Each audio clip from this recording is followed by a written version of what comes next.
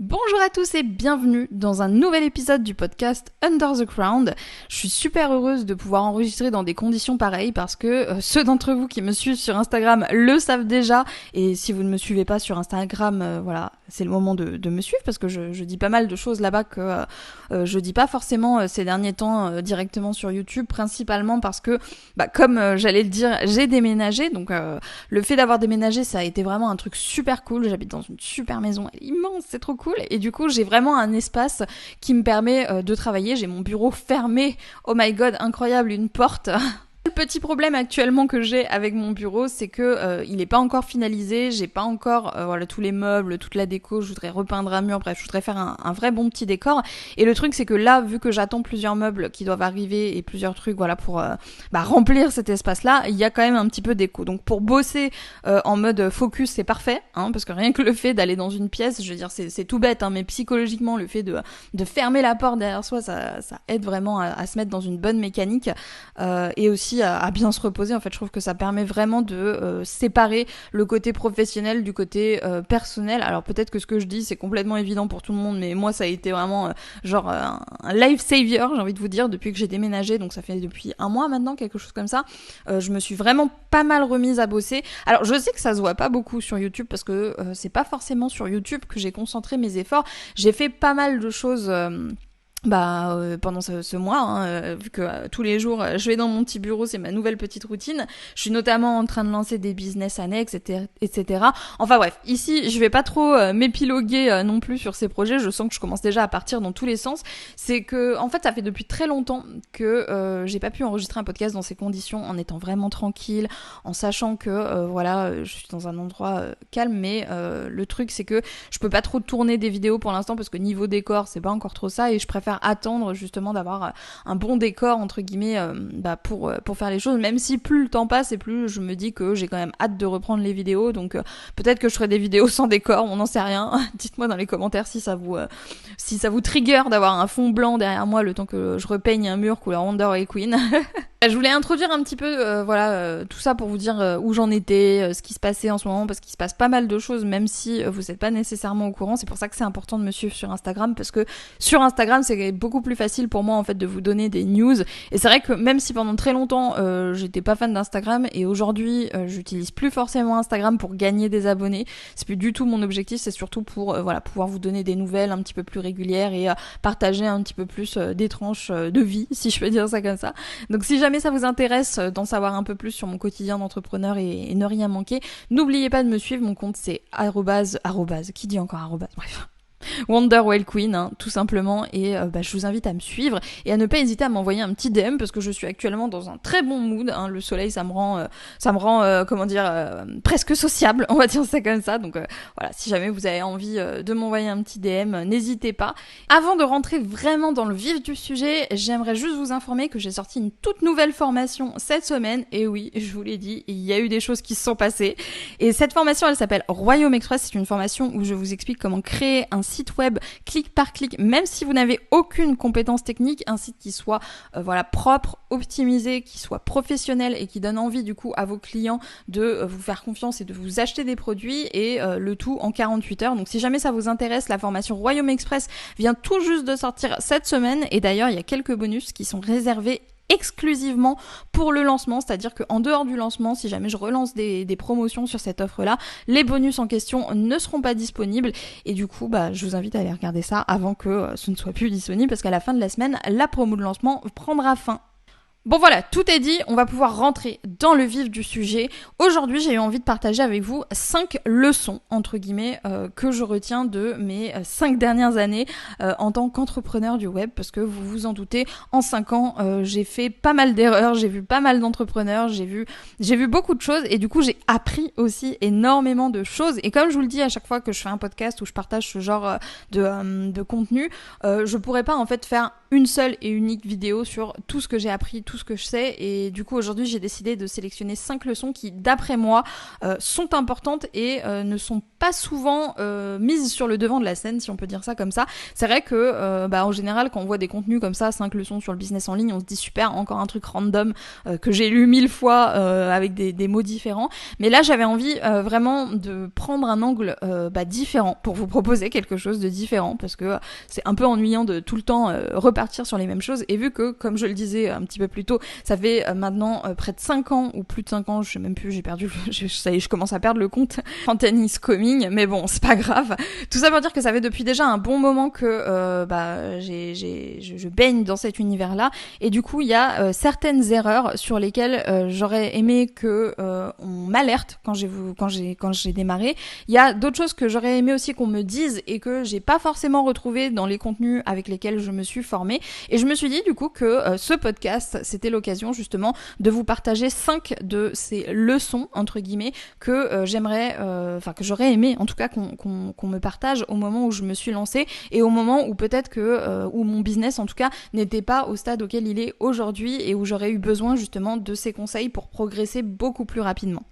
La première chose que j'aimerais vous dire, c'est que faire les bons choix dès le départ, c'est totalement possible à quelques conditions, et en plus de ça, si jamais on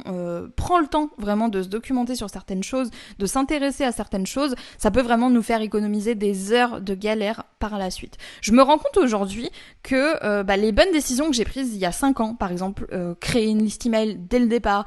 installer mon site web dès le départ, toutes ces choses-là, voilà, j'ai plus beaucoup d'exemples en tête, mais en tout cas j'ai pas mal de décisions comme ça que j'ai prises, qui aujourd'hui portent encore leurs fruits, me permettent encore aujourd'hui de gagner des nouveaux clients, de gagner de l'argent et de faire grandir mon entreprise sans nécessairement que j'ai besoin d'y revenir, parce que au moment où j'ai pris ces décisions, au moment où j'ai installé les choses, j'ai vraiment pris le parti d'aller jusqu'au fond du projet, et je pense que on gagne tous en fait à avoir un petit peu cette sorte de conscience professionnelle, si je peux dire ça comme ça, sur ce qu'on implémente. Je sais que quand on démarre un petit peu, et pas forcément quand on démarre, hein, ça peut être aussi c'est pas la reine de la glandouille qui va vous juger, ça peut être aussi un petit peu par flemme, parce qu'il y a des trucs qui sont chiants, hein, clairement passer 3/4 d'heure à optimiser son site, flemme quoi, on va pas vous juger pour ça, c'est humain, mais je pense vraiment que on a un peu trop facilement tendance à prendre des décisions sans réellement peser le pour et le contre, à foncer un petit peu sans forcément réfléchir, à reprendre sans arrêt ce que X ou Y a dit sur tel site, et pas forcément à se faire une propre idée par soi-même, à faire des recherches par soi-même, à se faire former ou à se faire accompagner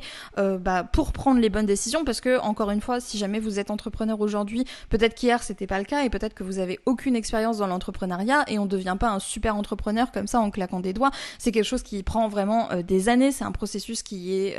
infini en fait. Moi-même aujourd'hui, après 5 ans de business, je peux clairement pas dire que je sais tout. Au contraire, plus ça va et plus je me rends compte de ce que je ne sais pas, parce qu'il y a énormément de facteurs à prendre en compte. Et c'est là aussi où l'expertise de un tel ou un tel peut être intéressante, parce que chaque personne va développer une expertise. C'est un peu comme vous voyez... Je donne un exemple que je connais pas, mais c'est comme ça que je le visualise. Les études de médecine, au début, il y a un cursus commun que tous les médecins suivent, et après il y a des spécialisations. Il y en a qui vont aller, en neurochirurgie, d'autres qui vont aller en pédiatrie, etc. Super exemple, Mélanie. Bref, mais en gros, c'est un petit peu ça, je pense, pour le business en ligne. Il y a une infinité de choses à savoir, et ce qui est fort et ce qui est intéressant aussi, c'est que les entrepreneurs qui réussissent souvent sont des entrepreneurs du coup qui se sont spécialisés dans un domaine, et du coup ont pu creuser vraiment tous les tenants et aboutissants du domaine en question. Et comme ça, si jamais vous avez envie d'implémenter des choses, le mieux c'est de vous tourner vers ces gens-là, parce qu'ils vont vous aider à prendre les bonnes décisions en connaissant un petit peu mieux, on va dire ça comme ça, leur domaine que vous qui débutez, ce qui est normal encore une fois, parce qu'on ne peut pas deviner ce qu'on ne sait pas. Donc si je devais récapituler, gardez en tête que c'est tout à fait possible de faire les bons choix dès le départ, et qu'il faut vraiment pas hésiter à se documenter, à se tourner vers des personnes qui ont une meilleure expérience, qui ont plus de connaissances, pour pouvoir justement vous assurer de ne pas prendre le mauvais chemin, si je peux dire ça comme ça, et prendre des décisions en fait finalement qui vous impactent sur le long terme, mais négativement du coup. D'ailleurs, ça rejoint un petit peu aussi la deuxième leçon que j'ai à partager avec vous dans ce podcast, c'est que pour moi, vraiment, suivre ses envies, suivre ce qu'on a envie de faire et pas forcément ce qui fonctionne ou ce que un tel nous a dit qui fonctionnait, c'est le plus rentable sur le long terme. Parce que même si, je vous donne un exemple, admettons que vous avez un coach qui vous dit, je sais pas, voilà, Instagram c'est génial, Instagram c'est là-dessus que ton business il est, donc tu peux pas t'en passer, en fait tu es obligé de publier sur Instagram tous les jours s'il le faut, et voilà, ton nombre d'abonnés c'est vraiment la métrique numéro 1 dans ton business qui va faire une énorme différence sur tes résultats, et c'est ça que tu dois chercher à faire grossir à tout prix. Je dis pas que la personne qui vous dit ça vous ment, hein, parce que peut-être que pour elle ça a fonctionné, parce que peut-être qu'elle aime Instagram, peut-être qu'elle aime le format, elle aime cet endroit, c'est son réseau social, il a été créé sur mesure pour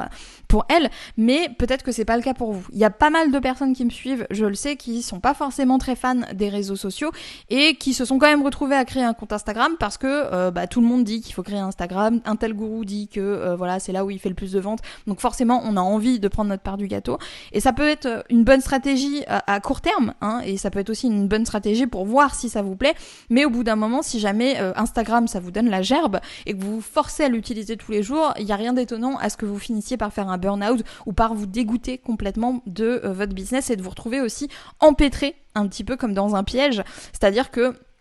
si jamais la technique que vous avez employée pour fonctionner sur Instagram apporter ses fruits, vous permet aujourd'hui de vivre, et que c'est le seul moyen, le seul canal qui vous permet d'acquérir du trafic, d'acquérir des clients et de faire des ventes, alors ça va être très très difficile de vous sortir de là pour mettre en place un nouveau business model. C'est pour ça que la question la plus importante que vous devez vous poser quand vous prenez des décisions par rapport à ce que vous devez mettre en place comme stratégie pour faire grandir votre business, c'est est-ce que c'est quelque chose qui me fait envie ? Est-ce que c'est vraiment un format ? Pour reprendre l'exemple d'Instagram, est-ce que c'est vraiment un format, une plateforme qui me correspond, qui correspond à ce que j'imagine quand je rêve de mon business idéal ? Parce que je pense que c'est vraiment là aussi qu'il y a une énorme différence. Ça n'avait pas été super logique en vrai, enfin je pense que je l'ai pas vraiment conscientisé, voilà, j'ai réussi à dire. Mais quand je me suis lancée, j'avais vraiment à cœur de me créer mon business idéal, mon travail idéal, de pas me forcer si j'avais pas envie de me forcer. J'ai vraiment, c'est pour ça que j'ai créé tout ce délire autour du business glandouille, c'est parce que j'ai pas envie en fait d'avoir l'impression d'être contrainte à travailler de la même manière que je me sentais contrainte quand j'étais salariée à aller bosser tous les jours et à devoir faire des choses que j'avais pas envie. J'ai vraiment essayé au maximum de privilégier ce que j'avais envie de faire et j'ai pas hésité en fait quand j'avais plus envie de faire quelque chose à adapter ma stratégie. Et je pense qu'il y a des décisions comme ça sur lesquelles les personnes qui se lancent se hâtent un petit peu et ne s'interrogent pas assez. Je pense aussi que c'est pas forcément évident si jamais vous démarrez parce que vous savez peut-être pas forcément si vous préférez Instagram, vous préférez YouTube, vous préférez le podcast, etc. Il y a forcément l'un de ces canaux entre guillemets qui vous intéresse plus que l'autre, donc vaut mieux commencer par là.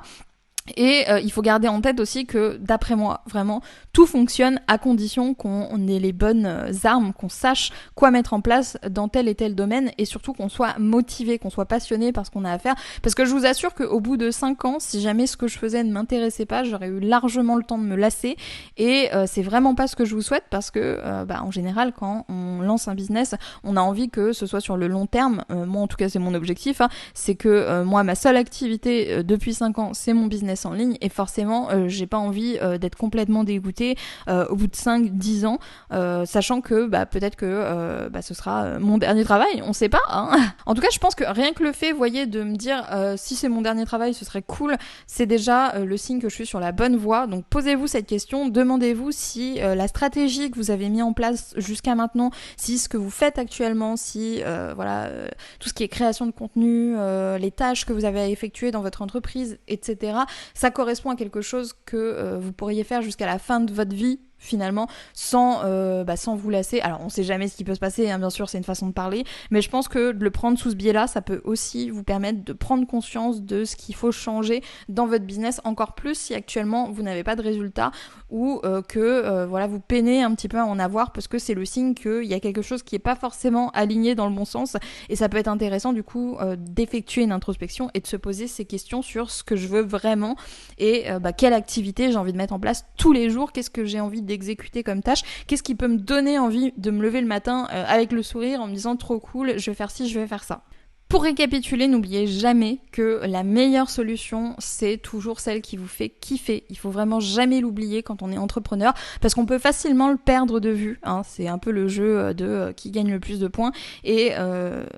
quand on regarde uniquement le nombre de points, on en oublie un petit peu de s'amuser. Donc posez-vous cette question, et je pense que ça fera une énorme différence sur le long terme.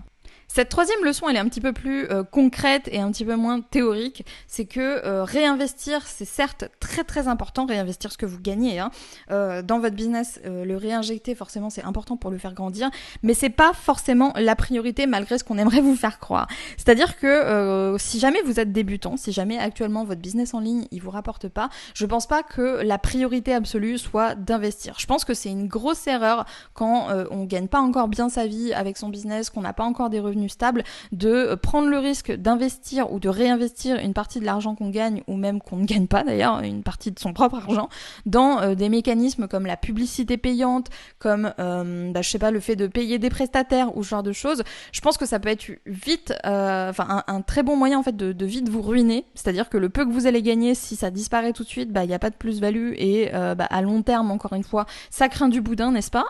Il y a 10 milliards d'autres moyens que la publicité payante pour se faire connaître gratuitement quand on n'a pas encore les fonds nécessaires. Ça nécessite juste d'investir du temps, de se former, d'apprendre les choses. Et le fait de vous former et justement de découvrir un petit peu ces différents moyens, c'est vraiment le meilleur investissement sur vous-même que vous pourriez faire, parce que la pub, c'est aussi tout un domaine, hein. Donc si vous y connaissez rien en pub, il y a quand même pas mal de chances pour que vous perdiez une grosse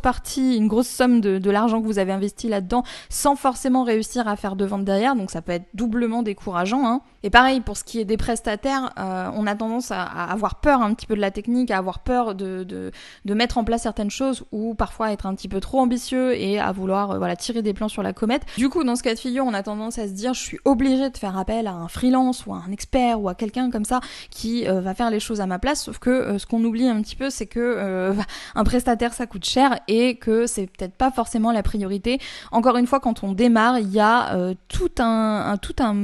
milliard de choses qu'on peut faire par soi-même, et je pense même que c'est plus intéressant de faire les choses par soi-même dans un premier temps, parce que effectivement un jour peut-être qu'on va faire appel à des prestataires, et à ce moment-là on saura comment leur déléguer les choses, on saura comment leur expliquer avec le plus d'efficacité que possible ce qu'on veut, et on jettera pas l'argent par les fenêtres dès le départ, parce qu'encore une fois un prestat ça peut coûter très très cher. Je vous donne l'exemple justement par rapport au fait de créer un site. Si jamais vous voulez créer un site web et que vous faites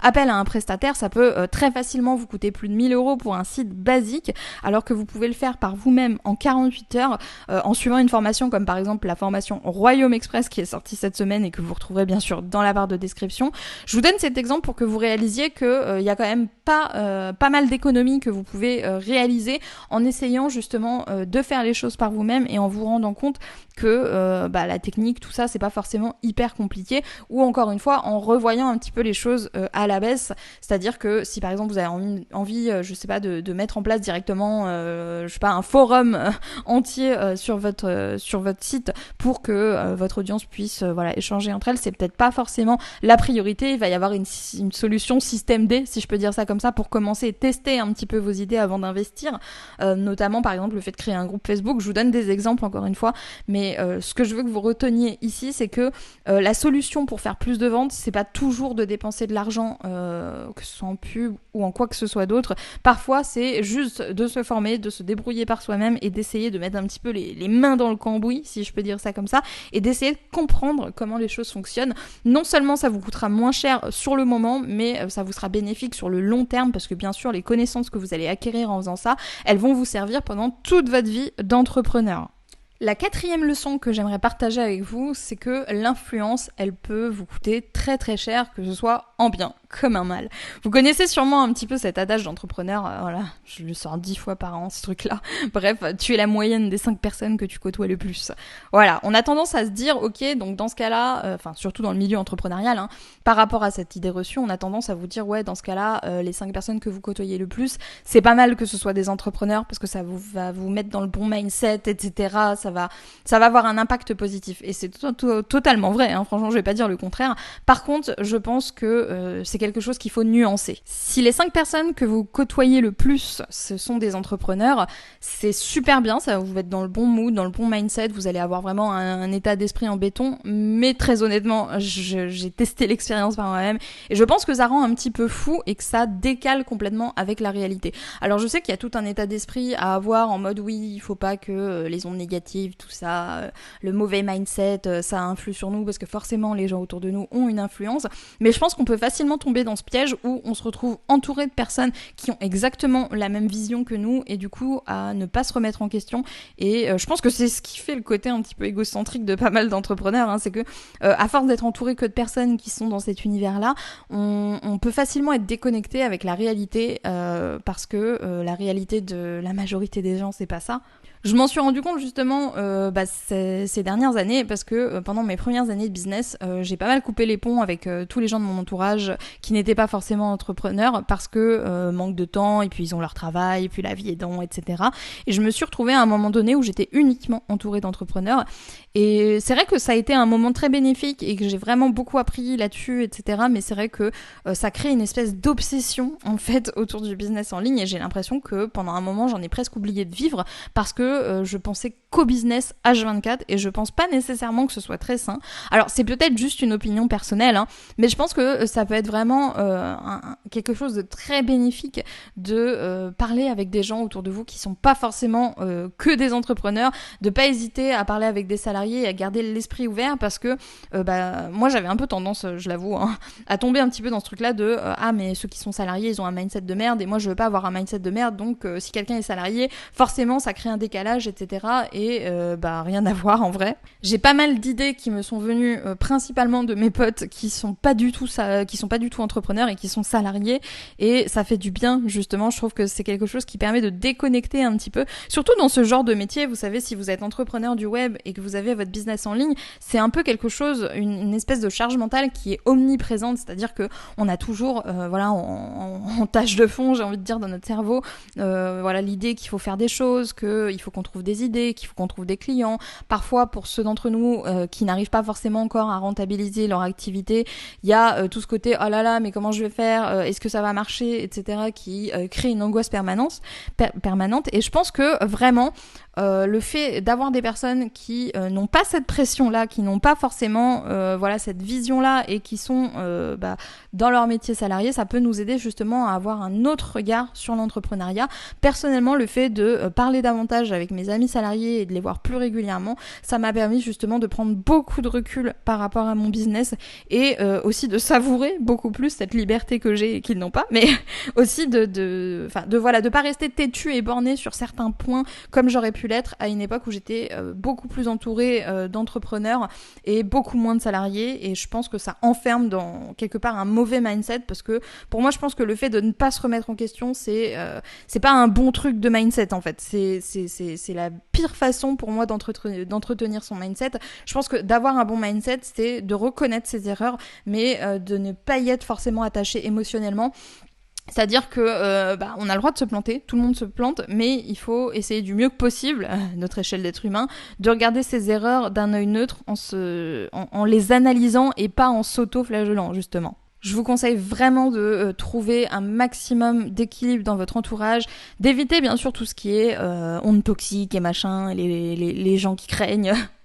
Bref, tout ça, mais sans pour autant bannir les personnes qui n'ont pas forcément la même vision, le même état d'esprit que vous, et qui ne sont pas forcément entrepreneurs ni dans le milieu entrepreneurial. Ça peut être vraiment une richesse, et ça peut vraiment nourrir votre ouverture d'esprit et votre créativité. Donc je pense vraiment que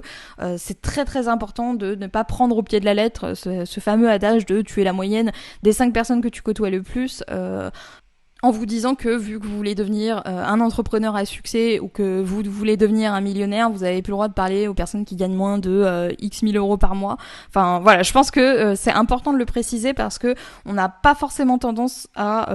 vous l'expliquer ça. Moi j'ai le sentiment que dans tout ce que j'ai lu sur le mindset et machin, etc., c'était absolument il faut bannir ces gens-là, et je pense que c'est une erreur parce qu'encore une fois c'est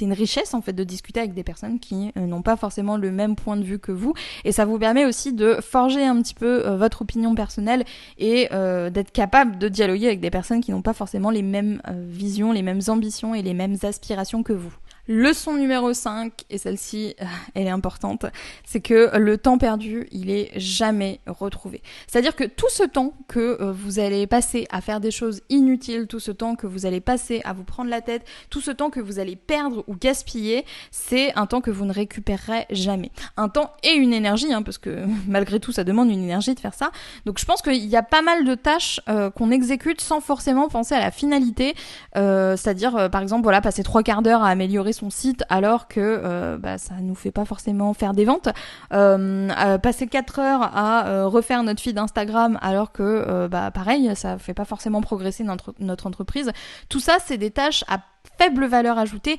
et c'est des tâches qui peuvent vous faire perdre un maximum de temps. C'est pour ça que dans l'ensemble de mes formations, j'essaye vraiment toujours de vous proposer un plan d'action avec des étapes claires, faciles à suivre pour que vous sachiez exactement ce qu'il faut mettre en place pour pas perdre ce précieux temps en fait. Parce que à un moment donné, le temps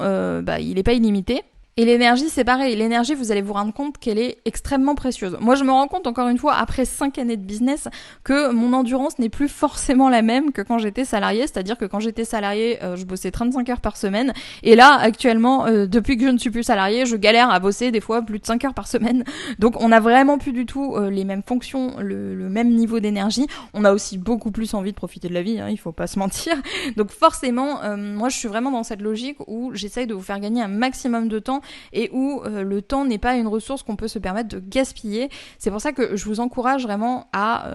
voir un petit peu là, de pourquoi pas prendre un papier, ouvrir un fichier Notion, ce que vous voulez, et de faire une liste de toutes les activités, toutes les tâches que vous réalisez régulièrement sur votre business, et de vous rendre compte en fait quelles sont les tâches qui vous font perdre le plus de temps, comment vous pouvez les réduire, comment vous pouvez les supprimer, est-ce qu'elles sont vraiment essentielles, est-ce qu'elles vous permettent vraiment d'obtenir des résultats. Là encore une fois, je pense que ça peut vous faire gagner un temps fou. Et aussi, j'en profite pour le dire, du coup, si jamais vous avez envie de créer votre site web en 48 heures, c'est justement ce type de process où on perd pas de temps, où on reste focus, et en 2 jours, votre site web est installé. C'est ce que je vous explique dans la formation Royaume Express que vous allez retrouver dans la barre de description et qui est sortie cette semaine. On arrive doucement à la fin de ce podcast, j'espère qu'il vous aura plu. N'hésitez pas à me dire dans les commentaires ce que vous pensez des 5 leçons que j'ai partagées avec vous ici. J'aimerais aussi que vous m'en partagiez une pour compléter un petit peu cette vidéo. J'aimerais bien savoir, parce que je pense que on a tous des leçons différentes à apprendre aux autres, et je pense que ça peut être très enrichissant de faire ça dans l'espace commentaire. Et comme je le disais un petit peu